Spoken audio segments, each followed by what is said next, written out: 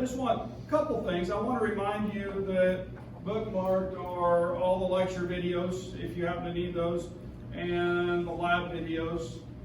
They're also, they're all found on YouTube, but the bookmarks are all there for them.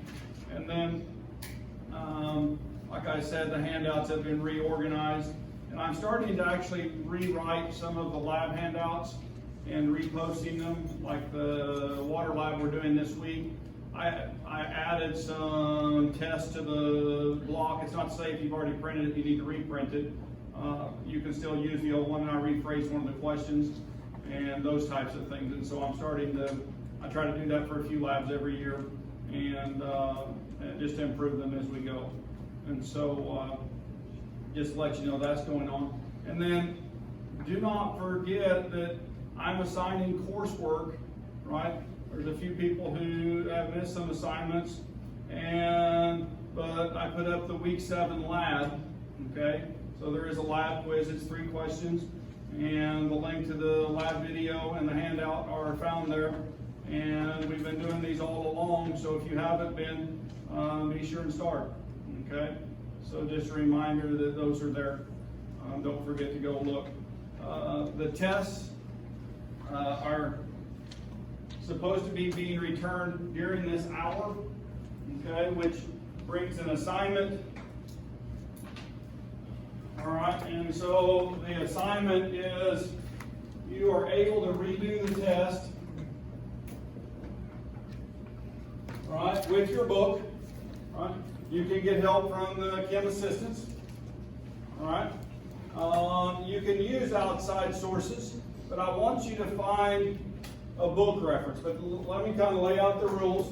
For every question missed, all right, I want an explanation why your answer is incorrect. 2, the correct answer. 3,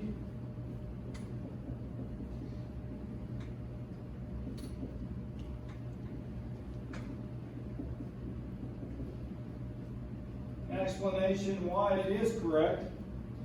Right? You guys with me? 4,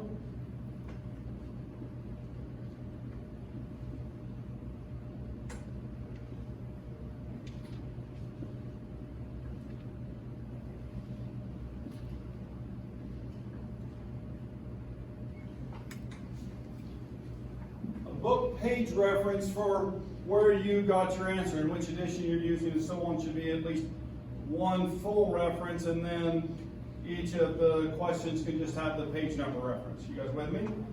Now, I want the book to be used for as many questions as you can. Okay? You guys understand? Why am I doing that? Why do I want you to go to the page in the book where you find how to answer the question? We've already done it in class, right? We've practiced it, you still don't have it down, so I want you to look at it from a different perspective, okay? I want you to go back and study what you missed because you don't have a full grasp of it. Now, I know sometimes you just have a mental lapse and you understand it, you just got it wrong. I'm aware of that, okay? So that may be the case and you won't need to study as much. But I really want you to study to improve those skills, right? If you didn't name appropriately, then go back through the naming portion of the chapter, right? Yeah, that makes sense, doesn't it? Okay? Review that. And so this is to get you to review 5. We're gonna do that. You have to turn in your old test with it, right? But I want your answers on a separate sheet of paper.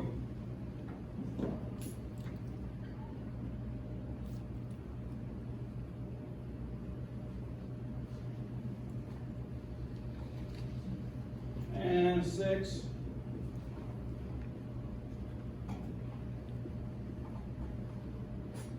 So, these are the rules, right? these are the rules for, is everybody clear on this? Have any questions about it? So turn in the answers with I want the old exam, put the answers on top, staple the old exam on the back. If you do that opposite, it's fine, but I mean, that's the way we usually prefer it. And what we do is we go through your answers, we go back, reference the old test, right? And then if there's a mistake on our part, sometimes there is, right? Like we misgrade one. And so if we are aware, we figure out we've misgraded one, then we can go back and look at the test and find that. That happens, it really does. And so then you sometimes are awarded full points. Okay? And if you find one where it's graded wrong, and you're absolutely 100% sure of that, should you show how to do it again and say this is a correct answer, right? I'm not sure why I was counted wrong. You can write that. And we'll give you full credit when that happens, right? We're not trying to take away points from you, right? If you do this, all right, you'll get 50% of your missed points back. Right? So if you got a 50% on the test, then you have the opportunity to make a 75%. Okay? Does that make sense? Now, they have to be the correct answers. We actually grade these. This is a huge undertaking for us to regrade all of these. I want you to know that. And especially when you add the explanations to that. Okay? But this is what we ask for because we want you, this isn't about grading, it's not about those types of things, it's about learning. And I'm trying to get you to learn the things that you don't know. And yes, if you got a 99% and you want that half point back, I will award it to you if you do this. Okay? Because that always gets asked. Yeah. Comments, questions? Yeah. When does it due? 1 week from today. Okay? So it'll be next Wednesday. Yeah.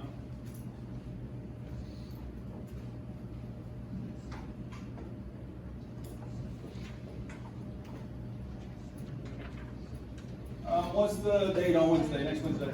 The 6th? 7th? October 7th? Yeah. That's my big sister's birthday. Will they be in the filing cabinet? They'll be in the filing cabinet, yeah. Gabby's working on getting them recorded, or supposed to be during this hour, and put them in the file cabinet. So, and then I'll try to get those posted online for you guys. I've also got another lab that's done and in the grade book, and try to get that posted, and so update your grade a little bit. At some point, I'm going to go in and weight categories in the grade book. I still have to learn how to do that, and so your grade may shift a little bit. The lab is the heaviest weighted at 35%, right? Tests are only at 25%, so you can take that into consideration when you're looking at your grade, okay? But I have to figure out how to put them into those categories and weight them. Yeah, I just haven't had a chance to do that yet. And I'm waiting until I get all categories of assignments in, so, to do that. All right. Any other housekeeping? Is that accounted for in Campus Web right now? It is not, I will not download Sapling until midterm. Okay, so at midterm I'll bring down a Sapling grade and I'll plug that in, and actually at the end of the semester I'll replace that grade. Okay, does that make sense? And so I'll just reassess what you have at the end of the semester. I'll take the midterm grade and then an interim grade. I'll just do it twice. It actually takes a little while because you have to manually enter all of those, and so we'll get halfway through the semester before we do that. Okay, I'll make sure I get a category probably week 7, that Friday, or the Monday or Wednesday of week 8 is when I'll download those. Okay, good question. Yes, ma'am. Your test corrections, are they only allowed to be done in the lab? These? No, anywhere you want to do them. Yeah, I just said you could get help if you want to, right? We want you to learn how to do this, so if you want to get help to learn how to do something that you don't know how to do, then more power, right? We want that.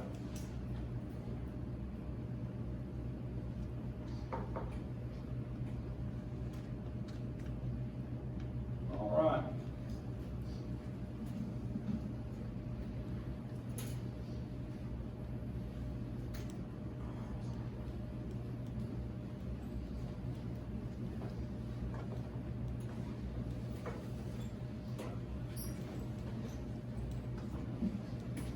And if it's a math problem, and you show an example, right, of how to work it, that's a nice explanation.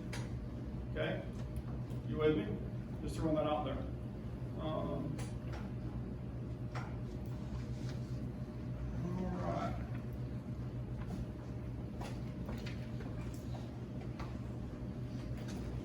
If I told you guys I wanted to meet you at Lampe, Missouri, all right? If I told you I want to meet you at Lampe, Missouri, how many people will be able just to drive right there without a map? I got a couple of you. Where do you guys live?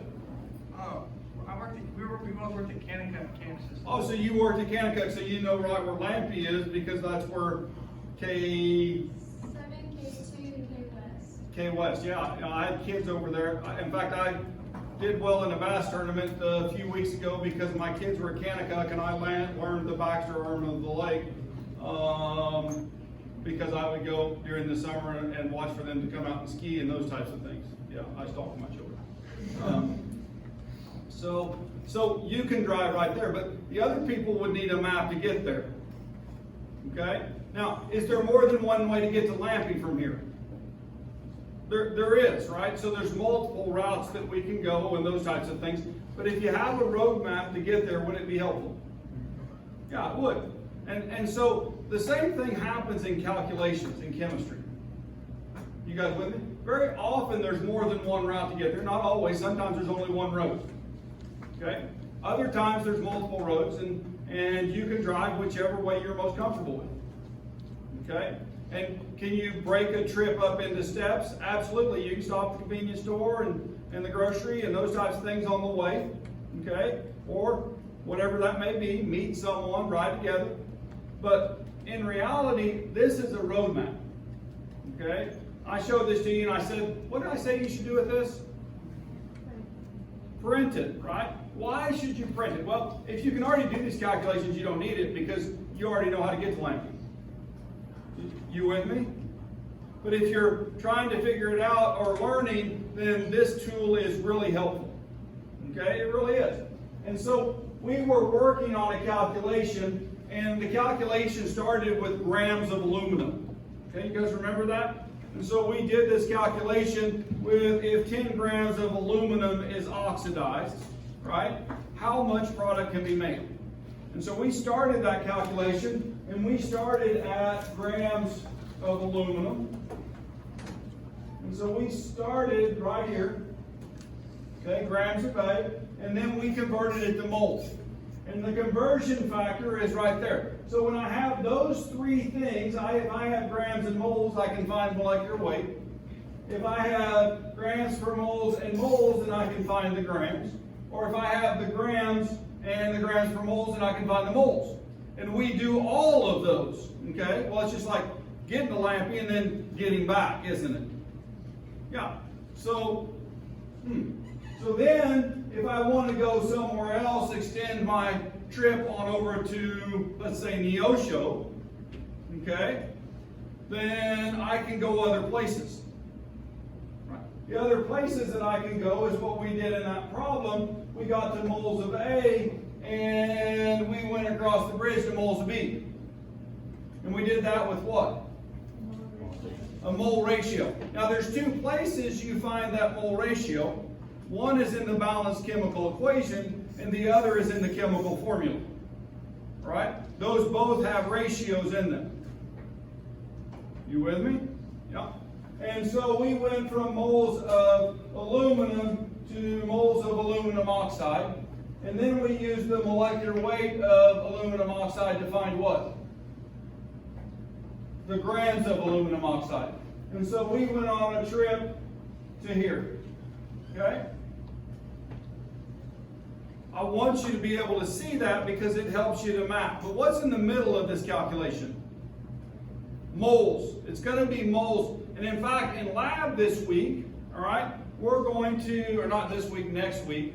In lab next week, we're going to look at copper sulfate. We're going to weigh out a small amount of copper sulfate, and we're going to dissolve that. And then we're going to reprecipitate it as a different salt. Okay? Well, actually, in one reaction, we're not even going to precipitate the copper, we're going to precipitate a sulfate compound, barium sulfate. We're going to weigh the barium sulfate and use stoichiometry, this map, right, to find out how much copper was present.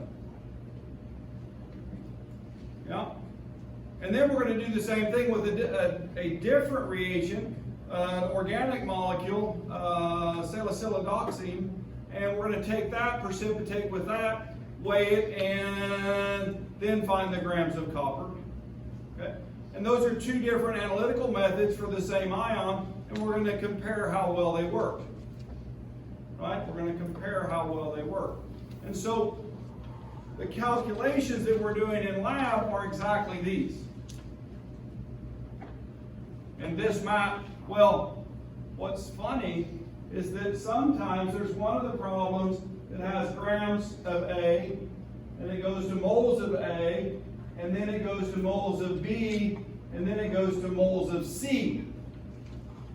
Right? Where you do multiple mole ratios because you're going from one weight compound to another compound, right? To, well, then an individual atom in the compound to get to the grams of that, so you can calculate a percent. All right? And so just realize that, well, there's bigger trips out there that we can take, and we can rewrite the map a little bit. Okay? So just warning. All right. So we did this problem. All right? We did this problem. And so we're going to do another problem. All right? This one asks how much product can be made, how much aluminum oxide is made. I want you to tell me, right? Calculate on your papers right now how many grams of oxygen were used to make the aluminum oxide that we calculated the grams for. In fact, we can go and look at that. Here it is. We made 18.9 grams of aluminum oxide. All right, we made 18.9 grams of aluminum oxide. And so how many grams of oxygen did it take to get there? Yep. Is there a way to confirm that through moles, though? So that's what I want you to do, is confirm that through moles. Now, he did something which shows an understanding of what's going on. He used mass balance, which when we're doing mole calculations and we can do mass balance, we have two routes to get there, right? And so one of them becomes a confirmation route, so you make sure you calculate the right number. Interesting, right? So what he did was he said, well, there's two reactants, and we had 10 grams of aluminum, we made 18.9 grams of product, so the remaining grams are what? Oxygen. So, right, 8.9 grams. But I want you to show me through the molecular route, right, and confirm that. Right? I want you to confirm that. What are you starting with? 10 grams of aluminum, right?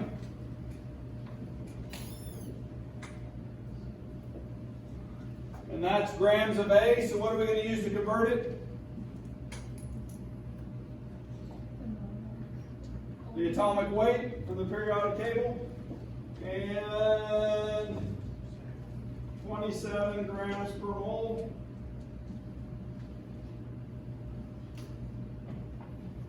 I'll let you work a minute. Try to get ahead of me on your own.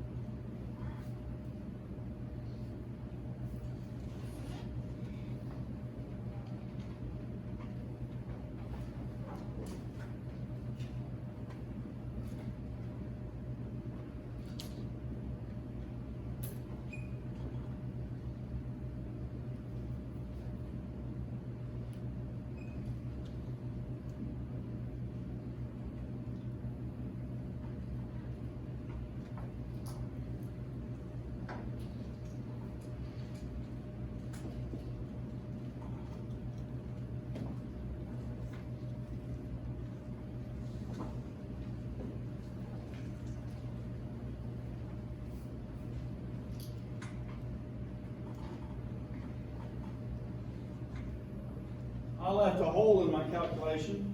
What number goes right here?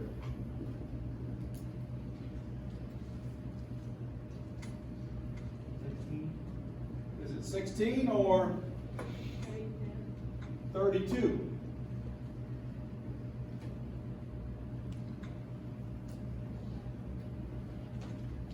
Be careful, make sure you account for those subscripts, right? Yep.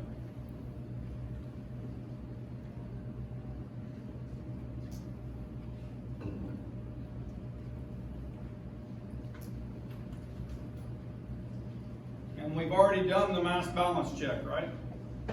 So, now mass balances are harder to do the more species you get in a reaction, right? But ultimately, when you get it down to one, then you can add them all together to get there. Okay.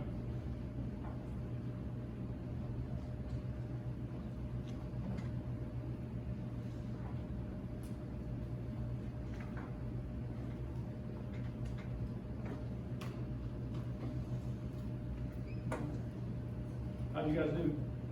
Good? I still say if you don't have your calculator out, trying to be ahead of me, then you're making a mistake. This is your opportunity to practice them. See if you can get there. So here's using the same reaction, right? This becomes what's called a limiting reagent problem. You've ever heard of a limiting reagent problem? Yeah. I've given you two reactants. I've given you masses of those, right? Now we just did a problem. You should be able to pre-answer this one, okay? Probably. But I want you to tell me how much product can be made. How much product can be made from 12 grams of aluminum and 19.2 grams of oxygen? You know what I always do? I just do two calculations to the product, right? You can do it to moles and be in the same place, but you know the next part of this question is going to ask something else along that line, right? And so there's no harm in it, and you know for sure. Now, when I get there, how am I going to know how much is going to be made? I'm going to have two different numbers, right, of product. Which one am I going to choose? The biggest one or the smallest answer? The smallest one, because one of those reagents is limiting how much can be made. Okay? And then we would call that species. So if I ask you to identify the limiting reagent, it would be this problem. Okay? So,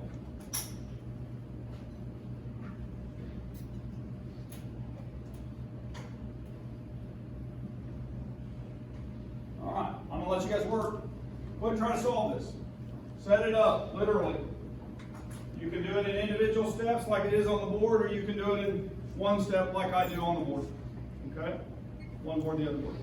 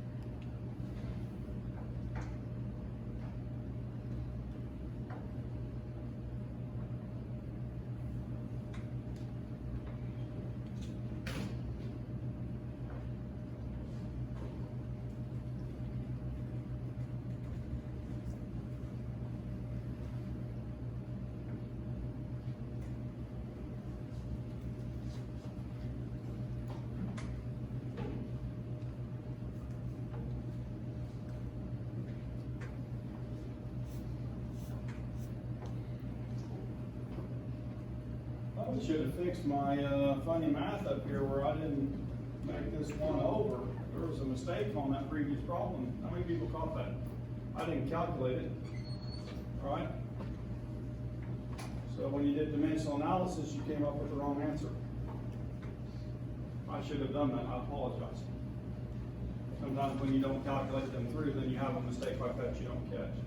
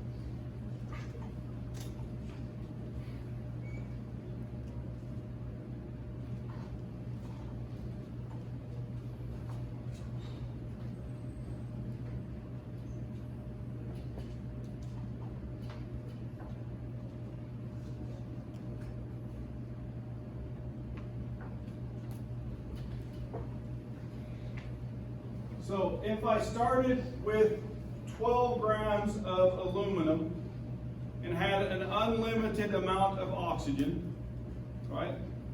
If I started with 12 grams of aluminum and had an unlimited amount of oxygen, how many grams of aluminum oxide could I make?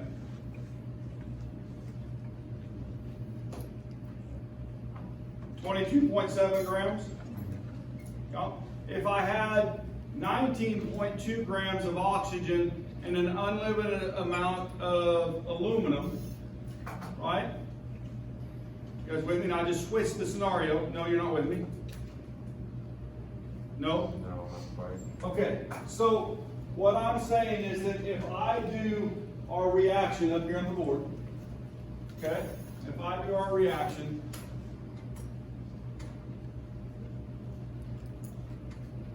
I should go to the reaction. So if I do this reaction, right, and I start with 12 grams of this and extra of this, more than I need, how many grams of this can I make? Right? That's that first calculation. That's what we're doing right there. Okay? And so it shows us and there's a name for this. Anybody know the name for the calculation we just did? Have you ever heard of theoretical yield? Yeah, this is a theoretical yield based on the amount of starting material, assuming a 100% efficient reaction. And so this is how much you could make if it were 100% efficient. Right? So if I have 12 grams of aluminum and excess oxygen. Now the second calculation is saying that if I have 19.2 grams of oxygen, right, and unlimited aluminum, extra aluminum, then how much product can I make in terms of grams? And so the reason we're doing this is we're trying to figure out which one is limiting how much product we can make.